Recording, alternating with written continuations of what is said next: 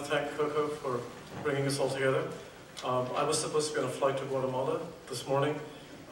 Coco convinced me to change the flight and come and spend some time with you, and I'm very glad that I did after hearing Yoni speak. I've been hearing about Coco's organization with this for a year and a half now, and I was wondering what the commotion was all about, and it's really true that it's really significant monumental time to be talking about this and to have Yoni here with us. So I'm going to talk about two things, maybe very briefly about the work we do. My team here in New York, I'm at the New School, looking at how to use social media for social change. And then I'll switch gears a little bit, and you'll see why, because I think Coco wanted me to speak about my work in the Middle East and related to Cuba, which is a very, very difficult task, as I discovered as I was making my slides yesterday. But very briefly, because I think it's a good prelude to what John mentioned, these patterns of social media that we've seen. Now, I'm all for seeing activism online, but I also believe that there is an immense importance of doing activism in place, in real communities, as we saw in Occupy Wall Street. Occupy Wall Street wasn't happening just online, it was mostly happening in the physical spaces of our city, and it was very, very crucial that we were able to sort of bring masses to the hearts of the city and talk about these issues of social change in a very extended dialogue. So many of us, including some of my students who are here, were working in the Occupy movement, but we're also, as researchers, activists, designers, bringing together some of the issues that are on Occupy through what we call hackathons. Hackathons are kind of public face-to-face gatherings that happen over a 3-day period where we bring artists, activists, designers to come in and think about the issues that are coming out. So for example, something as simple as police brutality, which was quite prevalent during Occupy. We talked a lot about what happened during Occupy, how might we understand police brutality, what happened, and so on. And we found very quickly that if you looked at Twitter data, you could actually figure out that there were certain badge IDs of policemen who were doing some of the most egregious crimes. And when we examined the Twitter data, we could actually do some analysis of just which officers were violating what kinds of issues, and which other ones were actually helping out in some cases. So there is some efficacy to using social media data. If you can do analysis very carefully, it needs to be vetted, it needs to be then kind of examined to gain ground truth. We've done a number of projects like this, and I won't get into the visualizations of different kinds of social data when police in New York does stop and frisk, stopping immigrants.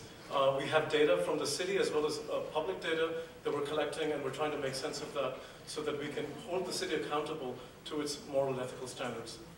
So I think hackathons are a great way for civic hacking, for understanding how we can actually analyze and make change through an action agenda, not simply by tweeting, not simply by complaining about what's happening, but actually having an action agenda, working towards analyzing these issues and then acting on it. So I'll leave it at that.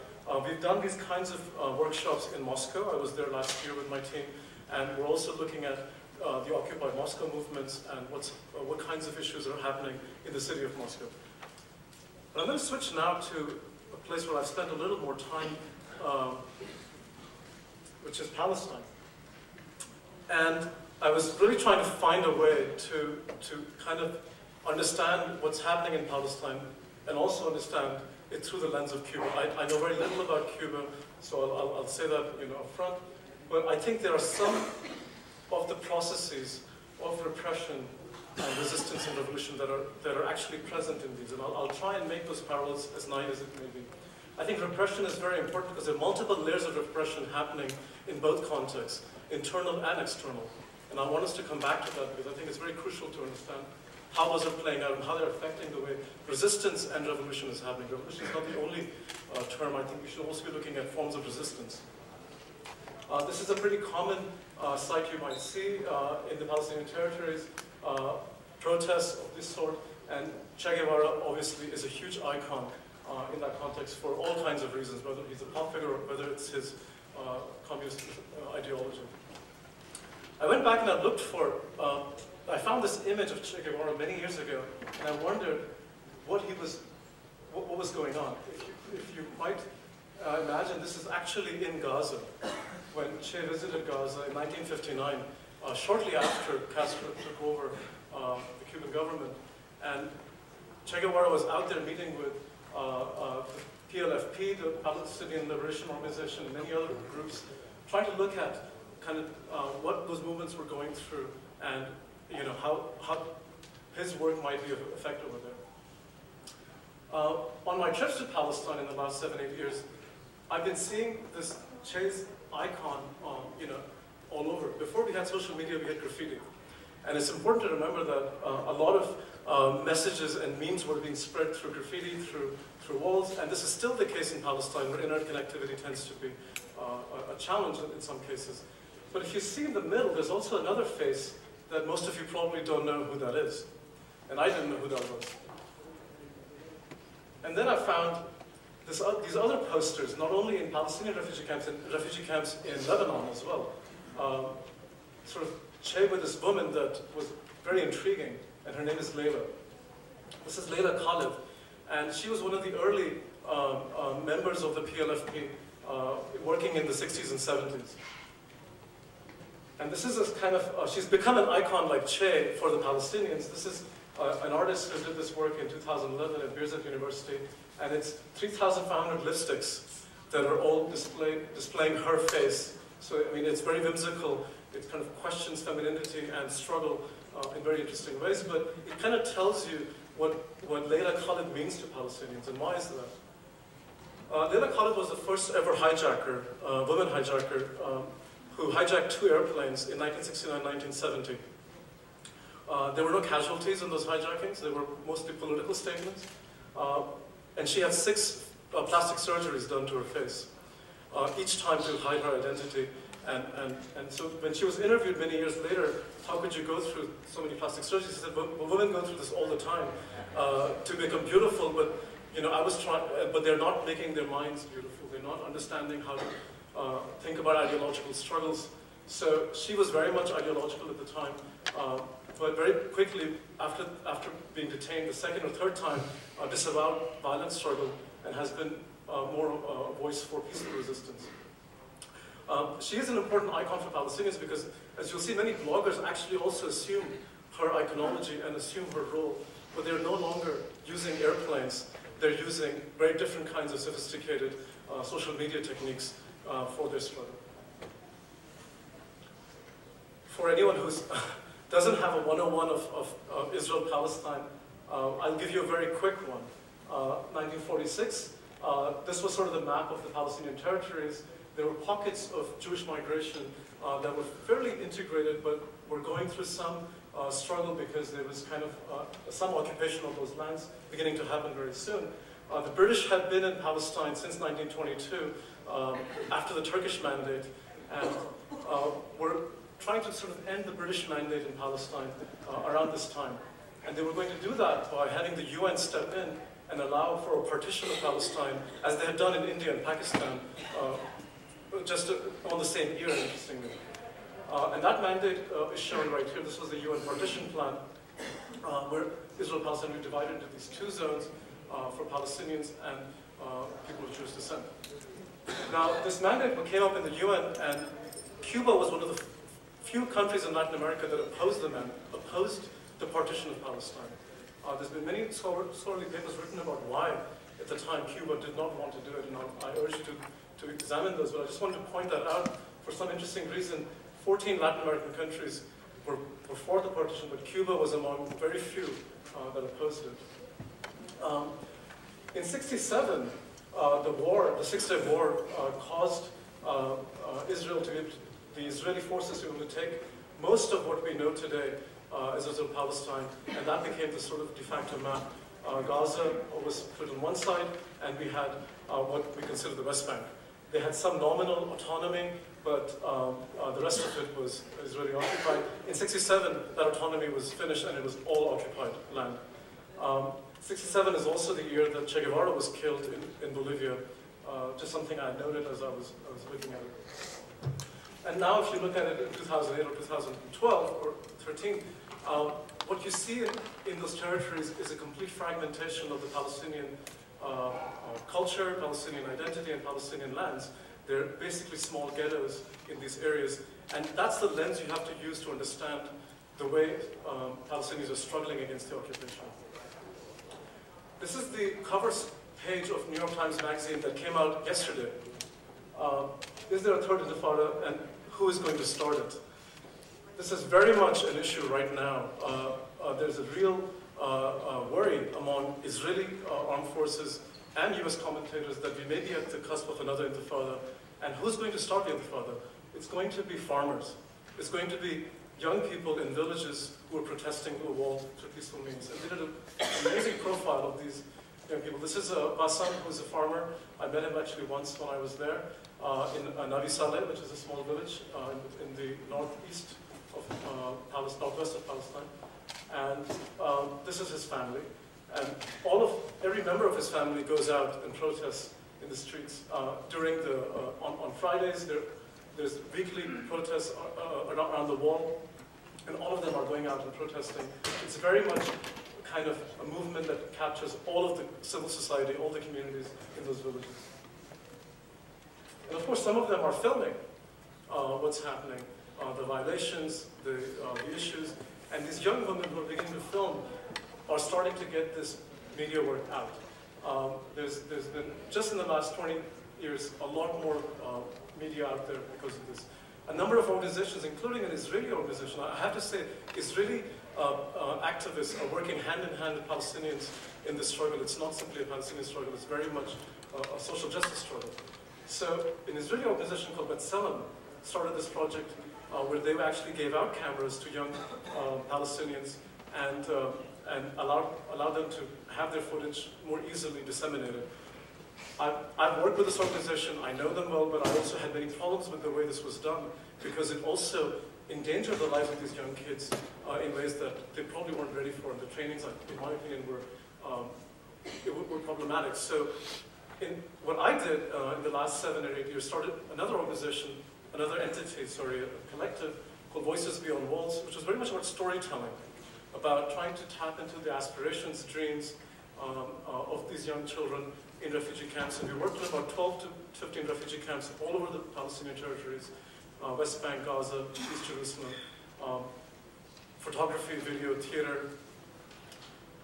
And we did a number of focus groups. This was in Gaza, but I was doing focus groups with mothers and their children about the traumas they're going through, what issues they're having, and how storytelling might be a way to work with this. And very participatory modes of action. So this was a workshop with about 15 to 20 kids in Jabalia refugee camp in Gaza, and we're using things from theater of the oppressed to photography and video. And we also use a lot of mapping. So we had kids from 2 different parts of Jerusalem, the old city of Jerusalem and the refugee camps, actually go to each other's neighborhoods and map each other's neighborhoods and draw these sort of psychosocial cognitive maps of safe places to go, of places that had particular meaning to them, and so on. And then they would make films about those. Through those mapping activities, they would make films and narratives. Some of them were very, very powerful human rights issues. Some of them were comical and dreamlike. One of the important things we also did was interviewing them about their life histories, what was happening, what they were going through, and training them to be journalists and thinking about how they can use a kind of journalism to talk about the conflict. And in my opinion, that kind of approach is one way to build creative resilience among these children who all they see is violence and trauma. If you're giving them a mode of action, of allowing them to speak about these issues, we found that they're actually much more able to cope with what's going on around them. Now, there are many repressions in Palestine in addition to the repressions from the outside. And some of those are happening within the governments of Palestine. You're dealing with a kind of fiefdom, feudal governance in Gaza as well as the West Bank. And in those conditions, many of these young people are also protesting their own authorities, the Hamas government and the Fatah government in Gaza. And some of them have been detained. And some of these journalists and young people I know because I've trained them. This is just Gaza. It's completely blockaded on all sides, including the water, land, and sea. And in that context, the only chance that Palestinian young people have is through the internet. So I'm finding that actually the young people that I interviewed are very, very savvy. They have many friends around the world, and they're on social media, especially young girls, who are not able to go out in the same way as the young men are, so they're far more active online. This is just from November of this year, when the first bombs went off in the last Israeli incursion, and I want to use this as a case study, and I'll try to be brief. Pictures taken by Anne Pack, who's a co-producer on a film I'm working on, and these were sent all over the world at the time. Those are two flashes of missiles that went off. This was the sort of destruction happening every day in Gaza, and you've seen these kinds of pictures. We've almost become numb to them because we can't relate anymore to what's happening. It's too tragic. It's over there, not here. And so that's why I think storytelling and film are good ways of doing this. During that time, I found an image also in Cuba, in Havana. There were protests from civil society there. This is a short case study I want to do. This is Rana Barker. She's 21 years old, and she's one of the most prolific bloggers in Gaza. She speaks perfect English and has been interviewed by most of the major media. And she's been writing many, many stories about how, blogging and being a citizen journalist has helped her personally to deal with the conflict, but also helped her build a kind of image of what Palestinians are for their society. This is her Twitter. She says, if you catch a flu, you can blame it on Gaza. She's got a bit of a sense of humor. And this is the New York Times. I picked up her blogs. And of course, the other side also is tweeting her back to her, in many cases, in not very relishing terms. Now, I want to say this. Social media, as John was saying, is an equal opportunity employer. Everybody's using it, including the Israeli army, which is extremely sophisticated in the ways that it uses social media. They have their own social media websites, they have their own Twitter blogs, and they announced the assassination of one of the leaders of the Hamas movement on the day before the war started, just on Twitter with videos of that. So they have a very sophisticated campaign, of course, kind of telling their side of the story. What was interesting is that Rana's father got a message, a text message from the IDF, the Israeli Defense Forces, saying, stay away from Hamas elements, the next phase is coming, and so on and so forth. They used to drop little leaflets, and now they're sending text messages. It's a kind of intimidation, and it's part of the kind of play of war where social media is becoming very much influential. And what was really amazing is Rana's work. When this was happening, not only was she said people are seeing images and they're becoming numb to it.